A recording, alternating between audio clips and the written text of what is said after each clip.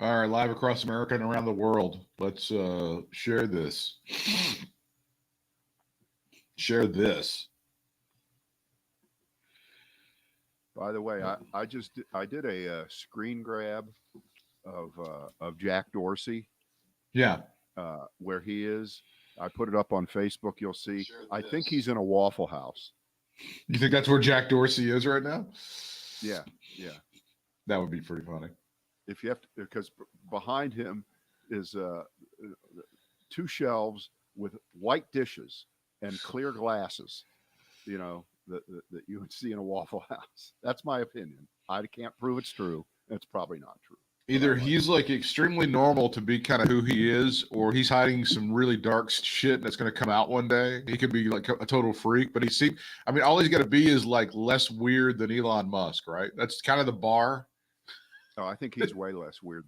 Musk is just the fucking weirdest. Just the weirdest guy ever. I just shared it, so you should have something there. I think I caught the wind here. You caught the wave. Let's see. It's rolling. It is. And when you say it's rolling, that brings up a disturbing memory. You remember when Mike Price was hired for like 2 weeks to be the coach of Alabama and he got fired? Yeah. Do you remember why he got fired? I can't remember. Allegedly, during a celebrity golf game, he was having some relations with some possible pros. And this was reported, and he didn't even sign a contract with Alabama. But anyway, one of the great details I remember from that was that somebody heard them behind closed door, and she shouts out, "Roll Tide." And he goes, "Oh, it's rolling, baby. It's rolling." Now, he later won a pretty good settlement from a little magazine called Sports Illustrated you may have heard of.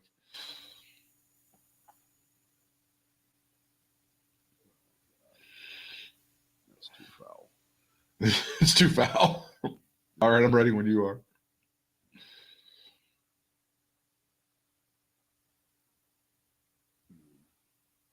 Oh, I think we're going to need it. We might need a quick little rush at the beginning here, because I'm going to do a story, and you can go back to something that you really haven't referenced all as much as Little Rush, which is the famous spotted owl. Spotted owl. It kind of relates to what's going on here. The environmental wackos have won. That's all. Once again, yes. Right? Okay. Which I'm sure will just thrill you. Ready? Okay. Ready. It is the Brad and Britt cast, our last one for this week. We're glad you are with us here. And can we start off with a little bit of good news here? Let's do it. I'd love some good news. And if you can you connect down to Little Rush? We may need him for just a second after we get the story out here. The number of bald eagles has quadrupled since 2009, when the presidency switched to Barack Hussein Obama, in case you forgot. There are now more than 300,000 bald eagles in the lower 48, and it's just incredible. In 1963, we were down to 417 bald eagles. We're up to 300,000 plus bald eagles. Isn't that fantastic? If you take care of the environment in a responsible way and you pay attention to endangered species, as a lot of environmentalists have led us to believe would happen, it can happen. It did happen. And now for commentary, here is Little Rush. I find it to be absolutely interesting that the symbol of America, the bald eagle, is thriving while America is dying, thanks to Barack Hussein Obama and his offspring, Joseph Robinette Biden Jr. So yeah, that's fantastic. Whoopity-doo, shit. We have a bunch of bald eagles as America is dying. You don't care, do you? It doesn't mean a thing to you, as long as they're on certain coins, right? Yes, that's exactly right. If it's on the money, that's okay. But the reality of the bald eagle means nothing to you, right? Let me ask you this, folks. How many great restaurants could have been created from a fried bald eagle? You know, you have all these chicken sandwiches from Popeyes, and McDonald's has a new one, and so couldn't we have a fried bald eagle sandwich? I would have paid a lot of money for it and hastened my demise right here to hell. Yeah, For a fried bald eagle dessert, sandwich. you could have had a spotted owl dessert, right? That would have been fantastic. Spotted owl pudding, and can I have some extra freedom sauce on that fried bald eagle? Hubba hubba. All right, see you, Little Rush. Bye. Thank you so much. Have a great weekend, folks. Yeah. Golly. Didn't think he'd go there, but he did. Question is, was that really necessary? Wait a minute, wasn't that an old Letterman bit? Wasn't that no? That was Does It Float? I'm sorry, I'm confusing. Was that necessary with Will It Float? Right. But speaking of Letterman, did you see the Jay Leno blanket apology for every Asian joke he's ever told? No, I didn't see that. Which he did. Look it up. Just type in I'm Jay checking Leno it out right now. You'll see Yeah. the story come up. But this is the interesting thing. As soon as I saw that yesterday, I went to YouTube to see whether they still had all those dancing Ito. Oh, those had to be up there, right? Surely. And they're all gone. They are all gone. All gone. I hope they grill the CEO of Google on Thursday and ask him about that. Why did you censor the dancing Itos off of YouTube? Try to remind me, was it Alphonse D'Amato that got in trouble for saying "Little Judge Ito"? Was it him, or was it somebody else who had kind of gotten for slurring him in real time back 26 years ago or whenever that was? Well, the answer is I don't remember. But to be fair, I do believe that if you went into the Brad and Britt archives, we would have Brad speaking to someone who was impersonating, say, the defense minister of North Korea. Okay. In what we would call a pidgin English accented form. Right. We admit that we did that, and we're extremely sorry that we impugned the integrity of the North Korean defense minister and all the fans of North Korea. We're sorry. In retrospect, it's not something I'm terribly proud of. No, I would have to say, yeah, but in those bits, I think the butt of the joke was always the Americans. I wasn't punching down on those things. I think that's what happened. Oh, here's the story from Jay Leno. Oh, go ahead. Late night host and comedian Jay Leno has issued an apology for a series of jokes he told over his career targeting Asian communities. At the time I did those jokes, I genuinely thought them to be harmless, Leno said in a joint press conference with MANA, the Media Action Network for Asian Americans. I was making fun of our enemy, North Korea, and like most jokes, there was a ring of truth to them. There you go. So like you said, he's apologized. Here's the sounds like what you just said. That's what you just said, though. I'm with you. I'm with you, Jay. I'm with you, Britt. I'm with you. I'm okay. It sounds like about the same thing I did. A day after he lampooned, this is from 1995. So we're talking 26 years ago. April 6th of 1995, almost exactly 26 years ago. A day after he lampooned the Japanese-American judge in the O.J. Simpson case with Japanese accented remarks, Senator Alphonse D'Amato apologized yesterday, but still found himself the target of criticism from organizations devoted to fighting discrimination. If I offended you, I'm sorry. Now, Brad, haven't we decided on this Brad and Britt cast and in life, that's not an apology? That doesn't count as an apology? Right. Not only that's the little brother of if anyone was offended by anything I said, anytime since I was born, I'm sorry. Do you get to do that? Does that just cover everything you've ever done? If I offended you, apology is not really an apology because what you did was wrong, whether or not, again, if you shoot at somebody but you don't hit them. Wait, there's another version of that, which goes something like, I'm sorry that you were offended by what I said. In other words, the onus really is on you. You shouldn't have been offended, and I'm sorry that you were offended, but I'm not sorry for the content that made you offended. That's the weaseliest way to do that. The Jay Leno didn't do that there. No, he didn't. This is more the Alphonse D'Amato, because you'll remember this.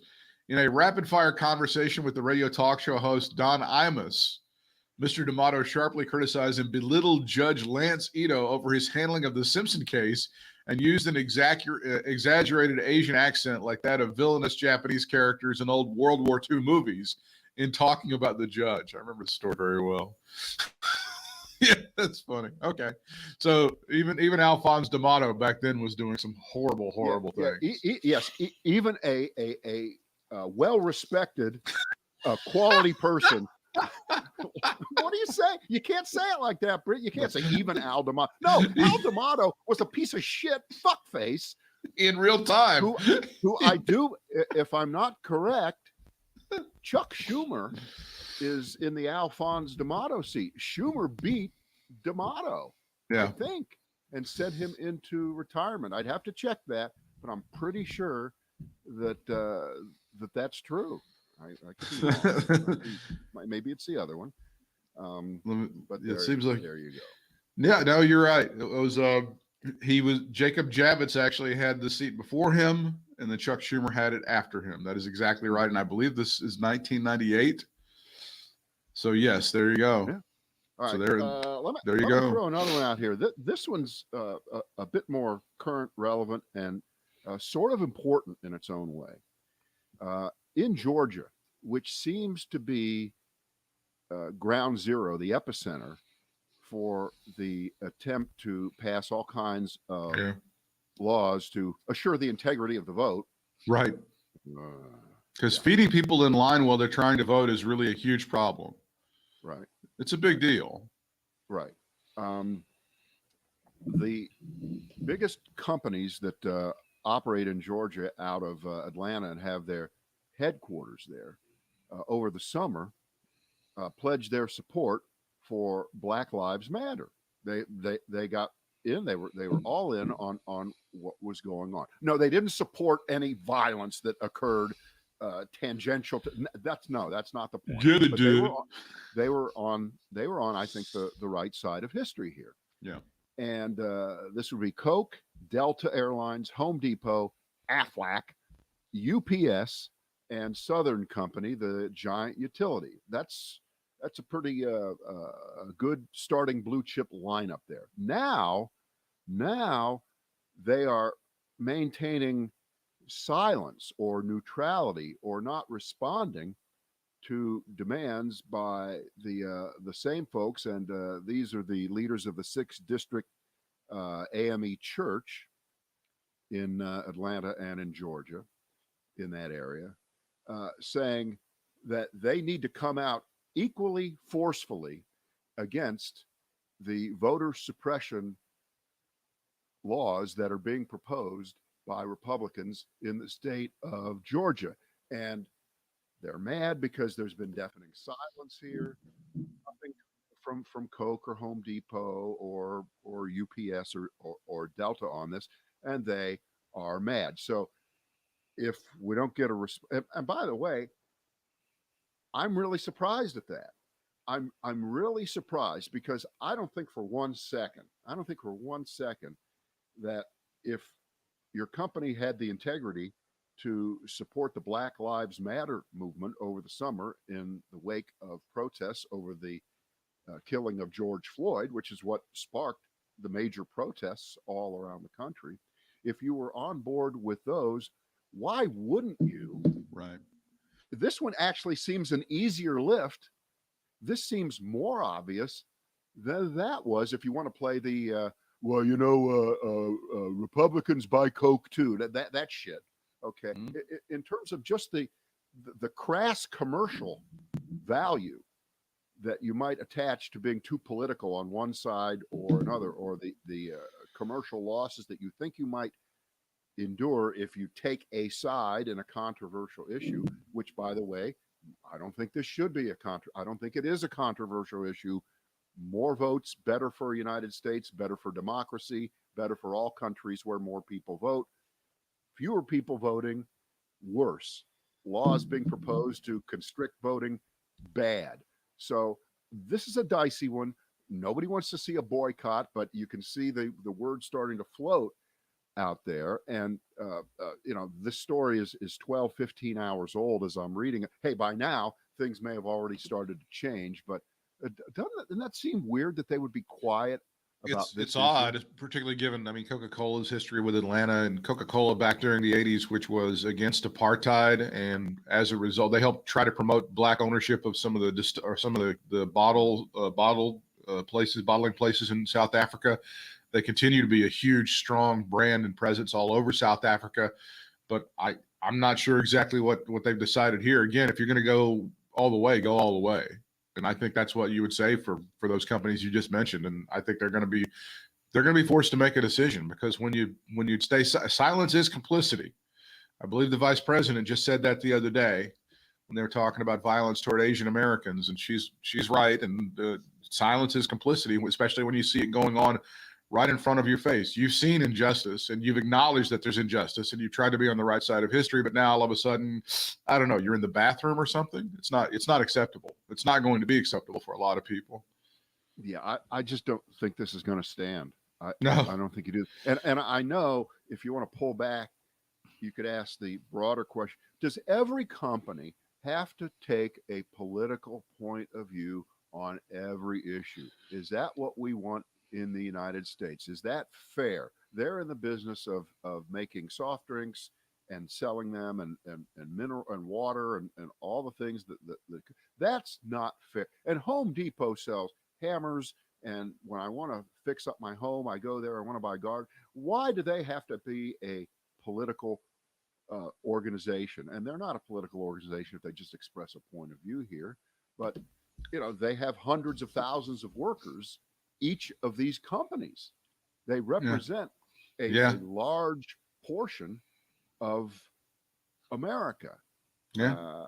So where do you stand, Jim? You do. I think you do. This is not the old days. This is not the 1960s where the ad agency would tell the company, "Oh, never take a controversial step. You don't want to do that." Blah blah blah blah. We're way past that now, because you got to stand for something, or you stand for nothing. Right. And I just don't see how it could possibly be a bad thing for any of these companies to stand with the majority of the American people who really are not for these kinds of laws being passed. They're not for turning back the clock. They're not for a return to 1894 Jim Crow America. They're just not. And I'm not saying that because I'm talking off the top of my head. I know that's true. It's a minority view that these kinds of laws are being proposed now. It's this horrible accident, not an accident. It's an outgrowth on purpose of recent history, that the Republican Party, a minority party, minority not black or white, but in terms of numbers, as it shrinks, it gets more desperate, and it's using these tactics. We know that speech already, what they're doing around the country to come up with these ways to make it just a teensy bit harder, because they don't have to make it a lot harder, because it does have to be remembered. This is the most important thing numerically from the 2020 presidential election, with a shift of a total of 44,000 votes Right. in Georgia. Right. I think it's Georgia, Arizona, and Wisconsin. Okay. Or it's the three closest states of the Big Five. Pennsylvania wasn't that close. I don't think it might have been Michigan that was close. Okay. Whichever were the three closest states in the electoral college of those, a shift of 44,000 votes in those states, and Trump would be the president in his second term right now. So as much, because we have a fucked up system with electoral college, which is fucked up, which again, at this point, is another subsidiary of Jim Crow America. But I know Mitch McConnell just yesterday was asked, and of course he lied and he fudged and he gave the half truth, because someone asked him, "Isn't the filibuster a remnant of the Jim Crow era? Didn't it start back then?" And he gave the technically correct answer, which is no, it started way before that, but it was hardly ever used, and it was only weaponized to fight equal rights for black people in Reconstruction and beyond. And then it was perfected, if you will, by Strom J. Thurmond when he spoke for, I don't know, 4 million hours in a row against the civil rights legislation. 57. It was in 1957, I think. And then he threw in the towel, and the law passed. Joe Biden won the state of Wisconsin by 20,000 votes. Yep. So there you go. All right. So and what did he only won Georgia by what? 11,670, I believe, is what Donald Trump was bitching about. Right. So a third state, it's either Nevada or Arizona, right? One of those. Add those up, and a shift of votes in those states would have tilted the Electoral College to the point where it would have been 270 to 270, and Mike Pence would have broken the tie or something like that. That's how that would have worked. It appears that the margin of victory in Arizona was also about 11,000 votes. There you go. There's your three. There's the big three right there. We solved it in real time, guys.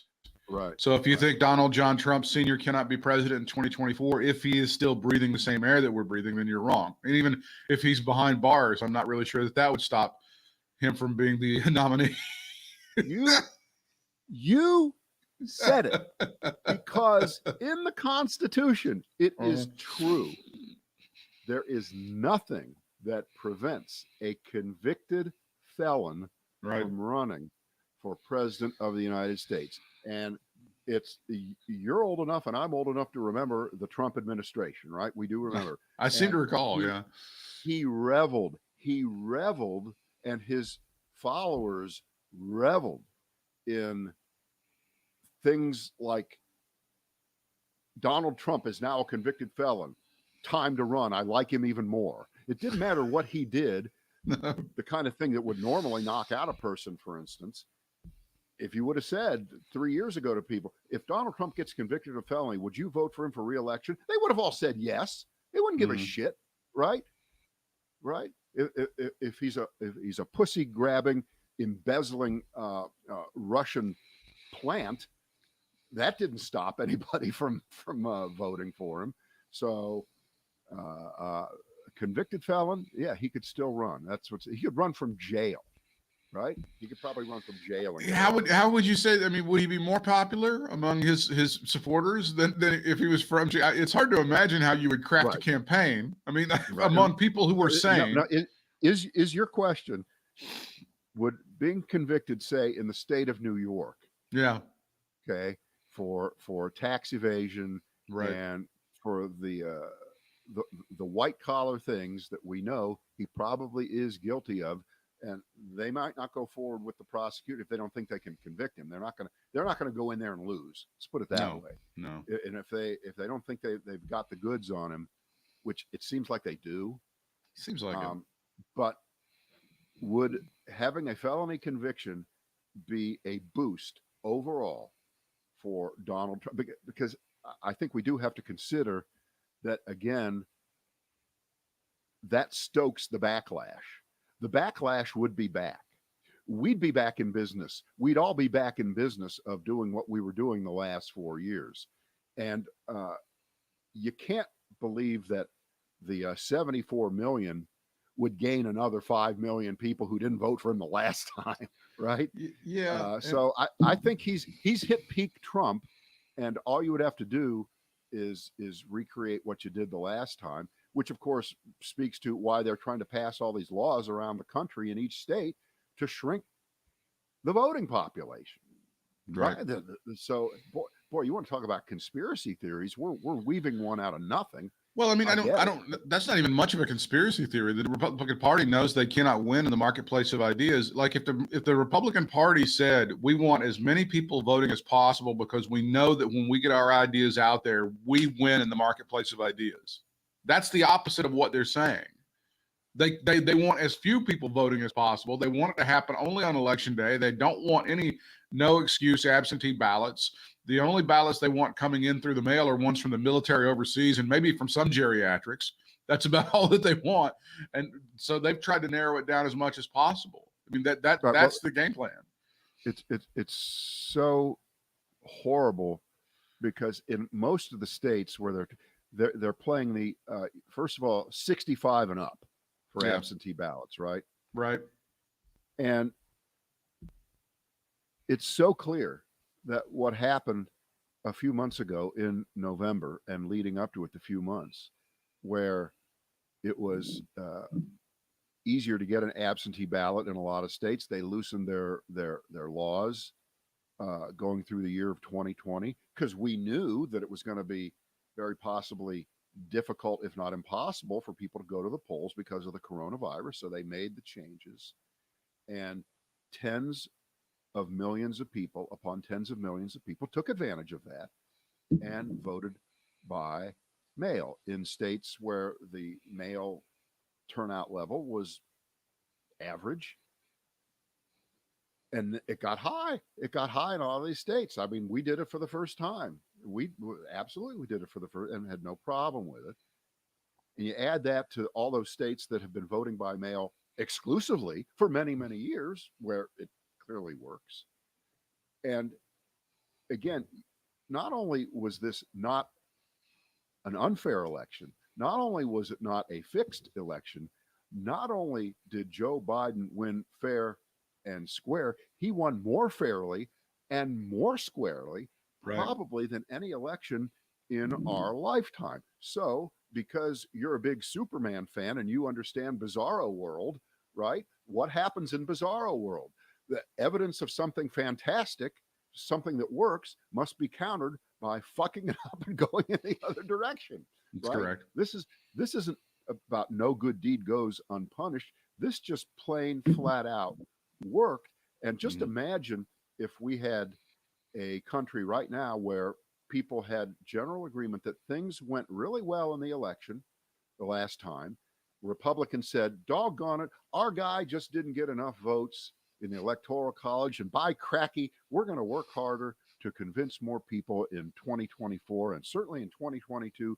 We're going to win enough House seats and Senate seats to regain the Congress by cracky. 2 by crackies in one Couple by crackies, nice. And we said all the things that were done right, and we know so many things were done right all across the country, including the 5 closest states that we've been talking about forever, the battleground states, that Trump lost. We should build on all of those systems that have already been put in place, build on the foundation and make it even better and get the turnout up even higher. And we can test that in the midterms. We can get that turnout higher in the midterms than there normally is without a Trump on the ballot. Just again, I'm living in a fantasy world. That's never going to happen. That's not going to happen because Republicans believe, and it's kind of a half truth. It's not really true that when fewer people vote, automatically they win or automatically Democrats don't have a chance, because you do have to calculate the backlash factor. And there was a huge backlash factor, certainly in 2018. They were already trying to make people wait in lines for 12 hours in California and places like that. And remember, in Orange County, California, that's where 7 congressional seats flipped. And they overcame that there, because those were red districts and they all became blue overnight. That was the sweep in 2018. There wasn't a single Republican representing Orange County in the United States House of Representatives. That was just amazing. Now there's 3 or 4 now again. Yeah, they flipped. They lost several of them there, which is kind of distressing. But for the well, that's because Trump was on the ballot. He was so good. He was actually on the ballot. So if you think he can't be, but it goes back to your original story about how Home Depot and Coca-Cola should get involved with this, because it's not politics. They call it politics. I mean, it's preserving democracy to get as many people involved in voting as possible. To me, that's not a controversial stand. That's not a pro-Republican or pro-Democrat stand. It's like, if you care about democracy, right, that it's not that hard to speak out against people with guns. I'm sorry, Ron Johnson, they had guns marching toward the United States Capitol with blood in their eyes, trying to murder people who are trying to do their constitutional duty. To me, that's like, I don't want to speak out against that. I just don't want to get into politics. That's not politics. When they turn hoses on people and spray them because they want their rights, that's not politics. So that shit drives me crazy, but you're right. That's all the Republicans can do is continue to winnow down as much. If it was acceptable for the Republicans to go, there are a number of people in the Republican Party who would love to be like, love to go back to colonial times. Only white landowning males vote. If it was acceptable for them to say that, they would say that. But they're trying to winnow it down as much as possible. But here's the other side of that, and I think we do have the evidence from 2018 and from 2020, because there were already some voting restrictions that were in place across the country, not to the level at which they're proposing right now, but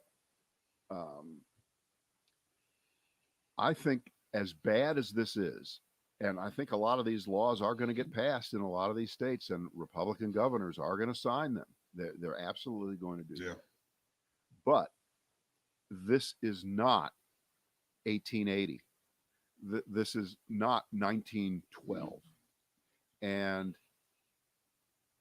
even those kinds of onerous restrictions, and they are onerous, they're obnoxious.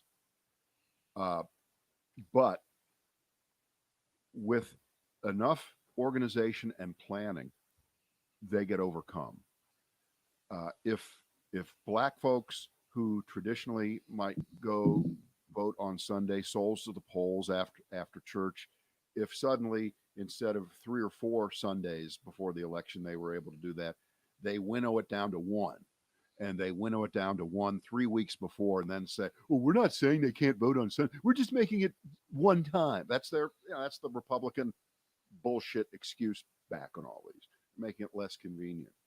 If that happens, I'm pretty confident that the plans can be put in place to get people to vote, no matter what their color is, and those laws will not change the outcomes of elections. On the other hand, I can argue it the other way, which is all the Republicans are trying to do with these laws are shave off just a teensy tiny bit around the country in places that they have targeted, and maybe it will make a difference. But I think history is on our side. History is on the expansion side. History is not on the contraction side, and they can't stop the tide. They're going to try. They're going to lie. They're going to oppress. But this is where I wish I was as positive as you were, but this is where the cancer of Donald Trump really pays off, because you don't know in some of those places when these cases go to court, how many of these fucked up judges that he put in place are going to be there to try to uphold this crap. You don't know that. Oh, no, I'm not saying, I never said they'd get thrown out in court. I'm saying even if these laws are passed and they're upheld with any legal challenges, this can be overcome because they are doing it in plain sight. They're doing it out front. Everybody knows what's going on. So those same evil, pernicious social media platforms that have ruined America, they also have the potential on the other side to inform and keep people in a loop. So we shouldn't have to have this discussion, is the point, of course. We shouldn't have to be talking about this. We shouldn't have to be defending the right of people to not have their vote taken away from them or have it more inconvenient. Or I guess in addition to the original idea of the Constitution, which limited the vote to a fairly small percentage of the population, what they'd also like to do is just make it so that there is no early voting, that there is no absentee voting except for people who are on their deathbed, and just have election day, because they will play the fake nostalgia game of, well, don't you remember when you went to school when you were a kid at your elementary school, and they'd wheel in those big gray voting machines with the big handle on them, and it was always in the gymnasium, right? And there'd be and your mom and pop would come in there and they'd all wait. And we somehow managed to hold elections back then before all this shit, right? You want to play this back when America was great game, and it's bullshit. It's crazy. It's nuts. it's nuts. The idea is to make it more simple, easier to vote. Don't make it harder. And anything else is just a lie. Anything else is just a lie. The suspect in the shooting in Boulder made his first court appearance. Nothing was really decided except that they're going to need a mental evaluation to see what his capacities are. They've delayed any sort of proceedings, I think, about 3 months until they figure that out. Have we decided as a nation we're going to move on from this latest tragedy, or are we actually going to try to do something this time? I know that people are wondering right now exactly what course of action to take, but it seems like people may be ready for a course of action. I thought this after Parkland. I thought it after Columbine. I thought it after a lot of other shootings. Okay. Well, let's not for 1 second think that there's any one particular incident Right. that changes everything. This isn't going to change everything, but it's that collective weight. It's the critical mass that you reach, and you don't know you've reached it until you have. And if you have a couple of horrible incidents this week, and you add in a president, and Joe Biden held his first press conference live on Thursday afternoon, and I'm sure that the subject will have come up about gun legislation. And he was one of the fathers of the 1994 ban on assault weapons, which sadly, part of the compromise to get that put in was it had a 10-year life, and it sunsetted in 10 years, had to be renewed. And of course, it wasn't, because who was president in 2004? The great George W. Bush. Right. And I believe they didn't have the votes to keep it in place, so it expired. With that in mind, we have some numbers here that have been spit out by the people who spit out these kinds of numbers. And during the pandemic, for the first year of it, we did not have a single high-profile public mass shooting. But we had 4,000 additional murders during the same year. So it was kind of one at a time. It was like the way we have democratized campaign finance. Now it's not one guy sending in $4 million. It's a lot of little donations. So now the murder rate is way up, not because of mass killings, which of course really don't drive up the murder rate, but I'm just trying to be a smart ass here. It's death by 1,000 cuts. But it is death by 4,000 extra bullets this year. And just overall violence is up everywhere in the year 2020, which the one thing that amazes me, and this always drives us crazy, sometimes they go, well, we'll have the numbers for the year 2020 in 3 years. We'll let you know how it's about time that we finally get the numbers for the previous year, right, in the third month of the next year. Right. We need to know that. And if you're just talking about counting number of people who've been shot and killed, they ought to be able to count that very, very quickly. But because, of course, there were no school shootings, because no one was in school, we know that. And a lot of people stayed inside. Right. Boy, so they couldn't shoot them. They couldn't shoot them in restaurants or playgrounds or stuff like that. Right. But try to figure out the level of pent-up demand, I use that word horribly here, for people who were seething and boiling and burning inside, who were then isolated and locked inside, weren't doing their normal daily activities.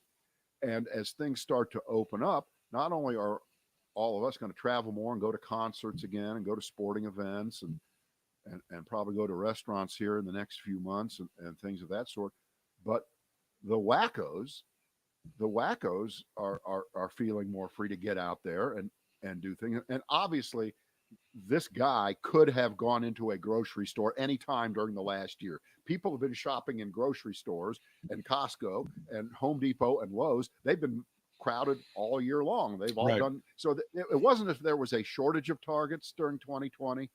There really was no shortage. There are always innocent targets, and same with places of worship. But Absolutely. Just the fact that there were 4,000 more murders, but no mass murders, as we like to popularly define them now, in that period is, boy, that's a curiosity. That one, I'm sure there will be more rational explanations than the one I'm able to give. Well, I think you said it earlier this week. You're like, it seems like a lot of the times we take a look at stories like this and we go, is this who we are? And then we say, no, this is not who we are. But it seems like more and more, yeah, this is a very violent culture that we have one way or the other. It doesn't happen anywhere else in the world that people kill each other with guns the way they do in the United States. It just doesn't happen. And you can point at the Second Amendment and say that that's the cost of freedom, but I don't think anybody's willing. I don't think that's a bargain that people are okay with. I just Really? don't. I think a lot of people are okay with that bargain. I think that most of them are called Republicans. That's right. And they're as you pointed out earlier this week, they're losing the argument on this over time and time again. The NRA is not as powerful as it used to be. They're not able to dole out the money and protect people the way they want to. Their arguments still have a lasting stench effect. But a lot of people are kind of looking around now and going, why is it that we have unfettered access to automatic weapons? And why is it that we can't have background checks? We don't have unfettered access. We don't have automatic weapons. Semi-automatic weapons. Why do we have unfettered access to that? And why can't we have background checks that are a little better than they are now? Why do we still have gun shows where it seems like you can buy just about anything you want to? Why is it super easy to modify these clips with a paper clip? Why is that happening? That doesn't happen anywhere else. I hate to talk down to you, but if you read your Second Amendment, you will see that part of that Second Amendment says, thou shalt have no background checks. Thou shalt not examine anyone that wants any kind of weapon anywhere, including ones that won't be invented for 200 years. I believe there's a fair. Of course, your question is the right one, and all of these measures that are being proposed and have already been passed decades ago, sometimes by the House of Representatives, and they're identical to ones that are. It doesn't matter what's brought up now, because you've got a solid Republican bloc that will vote against them, and you have some squishy Democrats, very often from states. Well, obviously Joe Manchin, West Virginia, the fucking guy campaigns and runs ads of him shooting legislation with a gun like an asshole. And then you have Democrats from redder states like John Tester of Montana, right? He's a farmer by trade and an outdoorsman. And then you have Democrats in states like New Hampshire, which also have seemingly that tradition. And you're nowhere close to 50 votes, let alone 60 for something like this. So it's just not going to happen. And we go back to one of our original premises here on the Brad and Britt cast.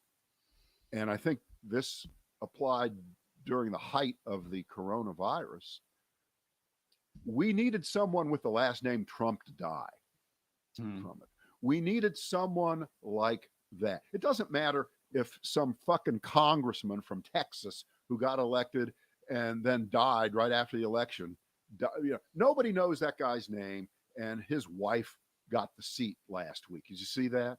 Did you see that guy that died? And so they had a special election. They've had 14 names on the ballot, and this guy's wife gets 62% of the vote because they felt sorry for her. But that doesn't count. You needed someone named Trump. You needed a couple of those old geezer cabinet members to die from. You needed Wilbur Ross. You needed Betsy DeVos to die from the coronavirus, to get a little bit more attention that this wasn't a hoax and that this was real. And because that didn't happen, we skated through that. We just skated through that. And with guns, it's the same thing. The last time in this country there was significant movement on serious gun control laws was 1968, because we had Robert F. Kennedy and Martin Luther King killed And that was only 5 years after John F. Kennedy was killed. Right. That's 3 important people in American history within a 5-year period. That got people's attention enough. But that was eons ago. That's 2 generations ago. That's just history. It doesn't matter anymore. Anything that was going on then. So, do we need a couple of high-profile assassinations right now to get people's attention on guns? Or, I'll ask you, Mr. Whitmire, would that not change anything? Would we still have Ted Cruz the next day saying, one, it's too early to talk about the gun. Yeah. Two, would they still say the same things? And I'll just pick a name here. If someone, well, you know who, if the highest ranking public officials in this country, if one of them were gunned down, would that change the conversation right now? Or maybe a senator, maybe a high profile U.S. senator, not the other one from West Virginia who you couldn't name. Oh, if it's a I gave you woman. 100 chances. Okay. Oh, it's a woman, but I can't remember her name. Yeah. I don't know. I don't know the answer to that question. I can't even think of a beloved. The answer is, if you say you don't know, then you know what you're saying. Yeah, I do. Yeah. You're right. Yeah. And that's where we are. Yeah. There's nothing. There is nothing. Now, that takes us back to January 6th. And we're only, 10 weeks past that? Not even 3 months yet.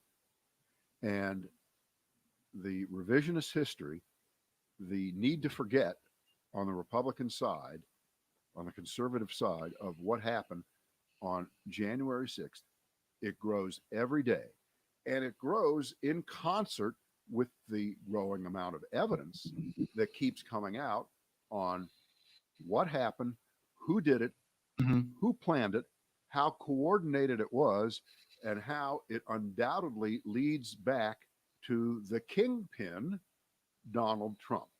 And the more that the evidence becomes stark, the more that the video gets enhanced, and you can see that guy spraying that bear spray, which, by the way, I'm surprised that bear spray sales haven't gone off the charts. They probably have. We haven't seen the story yet, right? Yeah. Because every time something fucked up like that happens, every idiot in the world, I didn't even know there was such a thing as bear spray. Not gonna get it. Yeah, exactly. Shit. You mean it's like mace and it's like way worse? Oh, give me 10 of them. Where can I order them? You can order from Amazon. Amazon has bear spray. Do they? Great. Yeah, it's $39.99 or $29.99. It's somewhere in that area. They've got them. Maximum strength is $27.99. I don't believe it's available on Prime though, Brad. Oh, maybe it is. Yeah, I think there are a couple of Prime options there. Well, you can have it there by tomorrow. I'm not paying for delivery. It better be on the damn Prime. It's on Prime. If you absolutely want to commit sedition and you need it there tomorrow, they can get it for you. Right. So the movement now to try to forget this, I wonder if, had they been just a tiny bit more successful, and just think of the margin of failure that they experienced. It was very, very small. They came really, really close. Very close. How many more pieces of video do you need to see of senators and congressmen being led down the hallway and running, and then turning around like in a Roadrunner cartoon? Whoa, got to go the other way. Look, there they are. What if we would have had a major hostage situation where they said, if you don't make Donald Trump the president in 2 hours, we're going to kill one every 5 minutes? What if they would have killed Chuck Schumer right there on the spot? What if they would have killed? No, that's not such a ridiculous. When you say that, it's not such a ridiculous scenario. You're right. We're fairly close to that. What actually happened there? How can any fucking Republican, for 1 second, when asked what happened on January 6th, do you believe that if these people would have had their way, that they would have not done mortal harm to members of Congress and were not intent on hanging Mike Pence, killing him because he did not go against his constitutionally mandated duty to simply by perfunctory performance say that the Electoral College says that Joe Biden, I guess they would deny that. Where's the proof that they actually would have killed someone? They'll answer every question and every charge that you make with some kind of completely discombobulated, illogical, I know you are, but what am I, gaslighting load of shit. We know that, but the evidence is there. It's there. And I guess if anything good comes out of what happened on January 6th, it is that in this particular case, this isn't he said, she said, this isn't somebody overheard, this Right. isn't anything like that. And I cannot imagine that we're not going to have a mass number of convictions here and a lot of people going to jail, I think, for a long time. And it should be that way. How that turns into going after Donald Trump legally, that's going to be up, I believe, to the prosecutor in Fulton County, Georgia, right? Yeah, I believe that's For right. tampering with the election. Right?